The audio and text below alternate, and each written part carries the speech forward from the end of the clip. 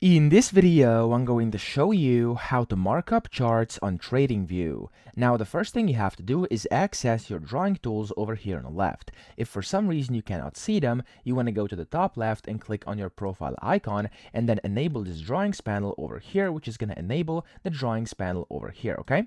So whenever you do that, you have a bunch of different options over here. First up, you have this option where you can basically change your pointer, but this is not really important. And then the second one over here is the beginning. So here we have different lines. So first we have like trend lines and stuff like this, and this will allow you to mark up your charts. So you have the trend line, which of course you can then go ahead and then click again and place your trend lines just like this. You can also use these rays over here, which allow you to basically place rays on your chart like that.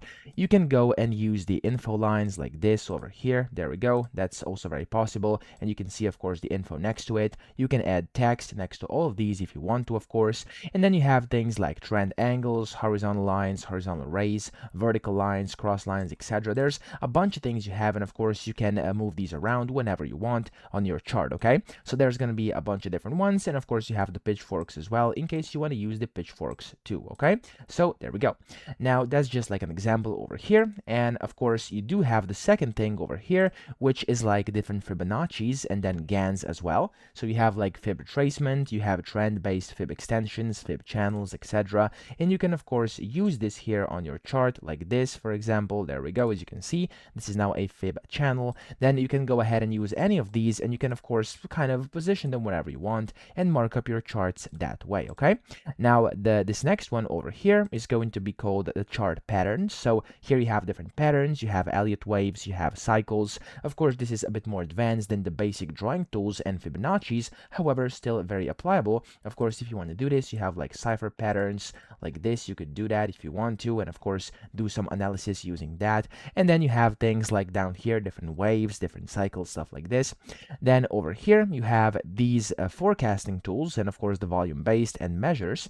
So here you have like the long position. If you want to go long like this, as you can see, it's going to give you like an overview. You have the short position forecast, bar pattern, etc. Again, there's a bunch of different ones depending on how advanced you are. You'll be using like a lot of these, or maybe just some of the more basic ones, okay?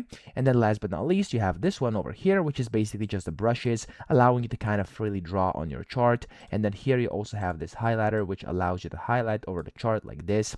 And then of course you have things like different arrows, different shapes and stuff like that, okay?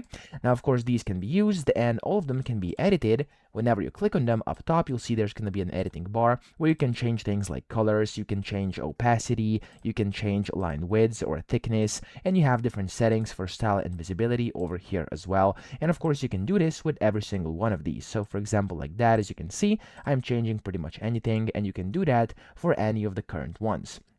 Now here you also have text, so if you want to place on like notes, price notes, pins, tables, text, you can do that by clicking and typing in whatever you want. Again, this is fully customizable. Just select this, change the colors, change the size, etc. Okay, so here of course you have also some emojis, so if you want to put these on and if you want to mark up using emojis, you can do that too. You can resize them, move them around, rotate them. It's actually quite convenient, okay? And of course you can then mark up your chart that way.